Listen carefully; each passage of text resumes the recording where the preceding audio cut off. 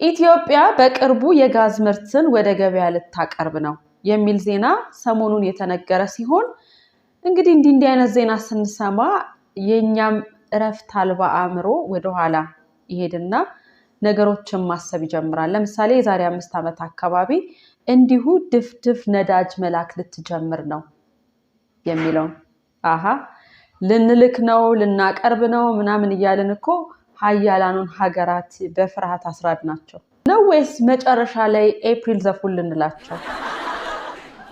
አሁን እዚህ ዜና ስር ህዝቡ እንኳን ደስ ያለን እየተባባለ ይተቃቀፋል ብለን ስንጠብቅ ይልኝማ ምን እንደሚባባል ያው መቼም መንግስትዬ የድሮ ነገስታት ህዝቡ ምን ይላል ሲሉ በምን ይታወቃል ቢሏቸው በእረኛ አሉ ይባላል። እንግዲህ ዘንድሮ እረኛው በጣም ሩቅ ስለሆነ በምን ይታወቃል ቢሉ በኮመንት ማለት ነው። እንዴ በጀት የማይመደብበት አበል የማይሰፈርበት እኮ የህዝብ ለህዝብ ውይይት ማለት ነው። እኔ ልሙትሎት አማካሪዎችን ከሚያደምጡ ኮመንት ያንብቡ። እንግዲህ ቀጥሎ እንደሚከተለው እናየዋለን። ያኔም በምርጫ ሰሞን ነበር ድፍድፉ የተገኘው ያለው ኮማች ታዴ ቢማን ይባላል ከቀጨኔ። ተጨማሪ ማብራሪያ ከፈለጉ ብዬ ነው። እውነቱን እኮ ነው። የኛ ሀገር የተፈጥሮ ሀብቶች የሆነ ምርጫ ልናካሄድ ስንል ነው እንደው በደስታ ፍልቅ የሚሉት። እንኳን ደስ ያለን በቃ የሚደርሰኝን አካፍሉኝና ልሂድ ያለም አለ። ያው እንግዲህ ለዚህ ምላሻችን በቃ እዳህን ችሏል ማለት ነው።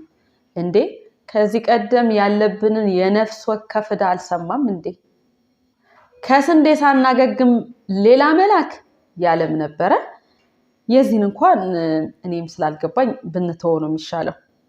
ብቻ መንግስትዬ ቅድም እንዳልኩት ኮመንት አንብብ ምክር ነው። ከህዝብ ጋር የገጽ ለገጽ ውይይት እንደማለት ነው። ሳቅ እየመረቀ እኮ ነው የልቡን የሚነግረው። ያው እንግዲህ በህዝቡም አይፈረድም። ያኔ ይሄ ህዝብ ሾርት ሚሞሪ ነው ያለው ከተባለ በኋላ ወደ ኋላ እየሄደ ያው ቀልብ ገዛ መሰለኝ ወደ ኋላ እየሄደ ብዙ ነገሮችን ማስታወስ ጀመረ።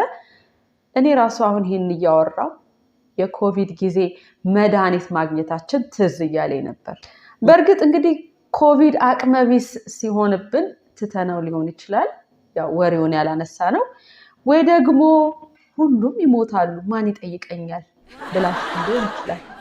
ለማንኛውም ግን እኔ መንግስትን የምመክረው ማን መካሪ እንዳደረገኝ ባይታወቅም ይሄን የጋዝ ታሪክ እውነት በማድረግ የኮሜንት ታሪክህንም ቀይር።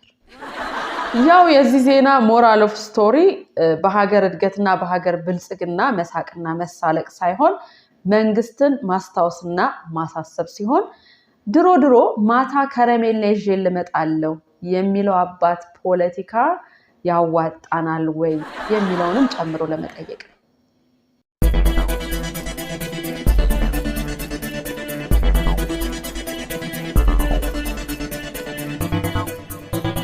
ሰሞኑን የአዲስ አበባ ዩኒቨርሲቲ 75ኛ የምስረታ በዓሉን ያከበረ ሲሆን በዚሁ ቀንም 33 ተማሪዎችን በማስተማር የጀመረውን ተቋም ወደ 6849 ተማሪዎች አድርሶ አስመርቋል።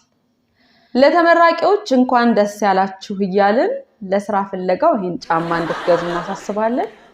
ያው መቼም ከመመረቁና ከትምህርቱ በላይ ስራ ፍለጋው እንዴት አድካሚ እንደሚሆን ከእናንተ የተደበቀ አይደለም። እንግዲህ ይህንን ጫማ ሳትጨርሱ ስራ እንድታገኙ የምንመኝላችሁ ሲሆን የሲቪል ምህንድስና ስታጠኑ ቆይታችሁ ራሳችሁን የመንገድ ተቆጣጣሪ ሆናችሁ ልታገኙ ትችላላችሁ። ያው እዚህ ጋር የሚነሳው ስራ መናቅ ሳይሆን ይሄን ሁሉ አመት ስለመንገድ ስራ ሳጠና ቆይቼ እንዴት መንገድ ላይ ቆማለሁ የሚል ጥያቄ መምጣቱ ስለማይቀር ነው። እንግዲህ ለዚህ መልስ አለ። ያው እኮ ነው መንገድ ነው። ምናልባት እንግዲህ መንገድ ለሚሰሩ ሌሎች ሰዎች አስተያየት በመስጠት ታገለግል ይሆናል።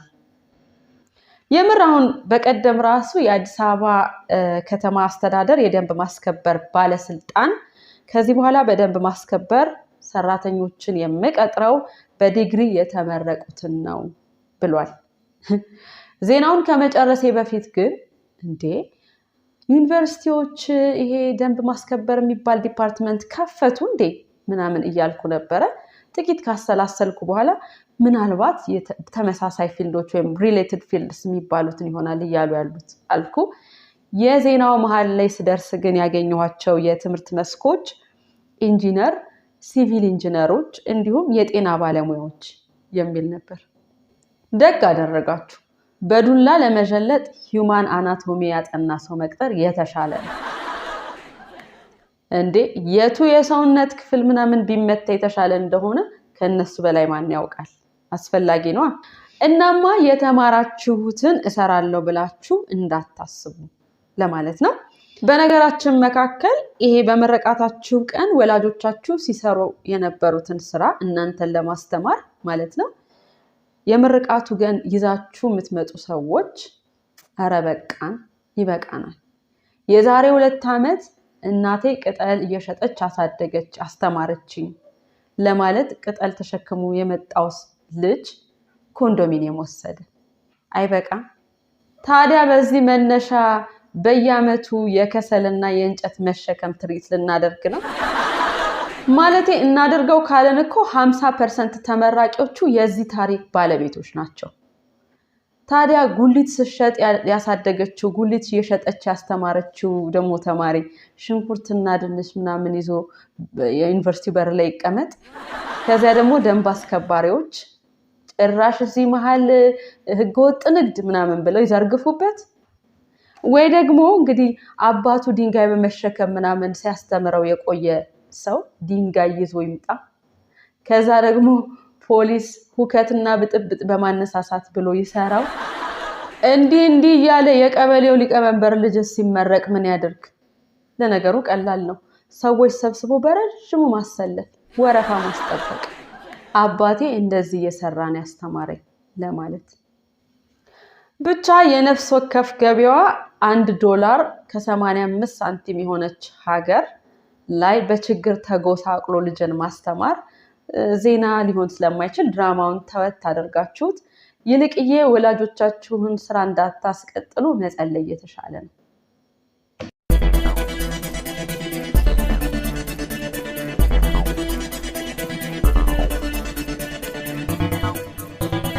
ኢኖቬሽን የተሻለ የጤና ስርዓት ለመገንባት ብቸኛ አማራጭ ነው። ይሄን ያሉት የቴክኖሎጂ እና ኢኖቬሽን ሚኒስቴሩ አቶ በለጠ ሞላ ዶክተር ናቸው። እኛ ደግሞ ሙስናውን ለማጣራትስ ኢኖቬሽኑ ምን ያሰበው ነገር አለ የሚል ጥያቄ መጠየቅ እንፈልጋለን። አያስታውሱም እንዴ ያኔ ፓርላማ ውስጥ ከመስሪያ ቤቶት ያ ሁሉ ሚሊዮን ብር መጥፋቱ ተነግሮት እኮ ነው የወጡት እና በዛ የጠፉት። በእርግጥ ኮስተር አባባሎት ስለ ጉዳዩ ምንም ሳያውቁ እዛ ምክር ቤት የሆነ ለዝክር ነገር ምናምን የተጣሩ ነው የሚመስለው። እንግዲህ በዜናው እንደተገለጸው በጤናው ዘርፍ ኢኖቬሽንን በማዳበር የህብረተሰቡን የጤና ፍላጎት ማሟላት ይገባል ብለዋል። ኧረ እሱን ይተውና ስለተመዘበረው ብር የሆነ ነገር ይበሉ ነው ወይስ እየሰራው ከፍላለሁ ብለው ቃል ገብተው ነው? መቼም በአደባባይ ያን ሁሉ ሚሊዮን ብር የት እንደገባ አብራሩ ከተባለ በኋላ አፉ በሉኝ እያሉ እንዳይሆን።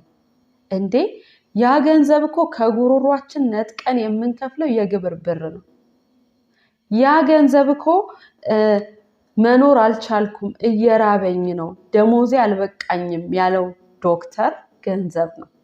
እንዴ ያ ብር እኮ ደሞዝ ወጣን ሎተሪ ወጣ ከሚለው እኩል ሰለብሬት የሚያደርግበት ላባደር ገንዘብ ነው።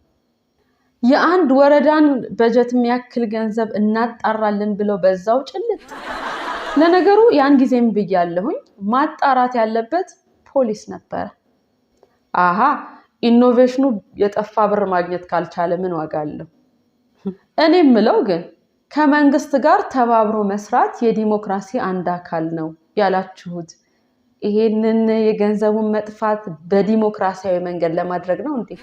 እኛ የሆነ አዲስ አይነት የፖለቲካ ልማድ ባህል ምናምን ታመጣላችሁ ብለን አስበን ነበረ እንዴ?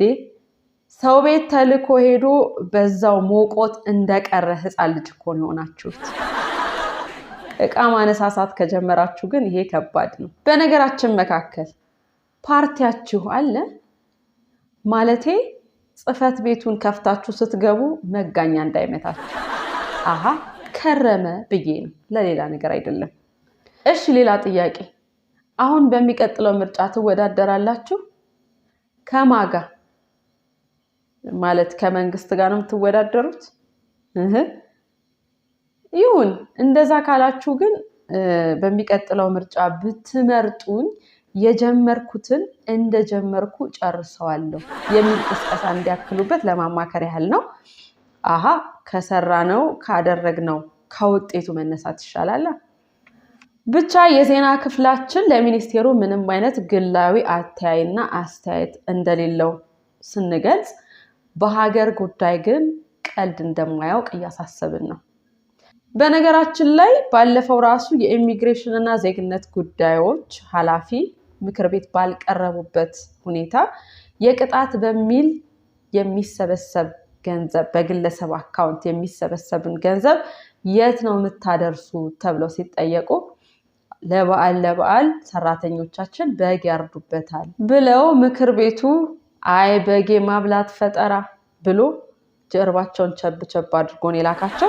እናማ የዝች ሀገር የገንዘብ ምዝበራ ከመጋረጃ ጀርባ የሚከናወን ሳይሆን በመንግስት ቢሮ ውስጥ የሆነ ጥግ ላይ ተፈልጎለት ደረሰኝና ማህተም እየተቆረጠለት እቺ ለመንግስት እቺ ለኔ እቺ ለመንግስት እቺ ለኔ እንደሚባልበት ከሁላችንም የተደበቀ አይደለም ለማለት ሲሆን፣ እስቲ እንድገመውና እባክዎ እርሱ ሰውዬ የጠፋውን ገንዘብ ያብራሩ ወይ ይጠቁሙ ወደ ብሩ።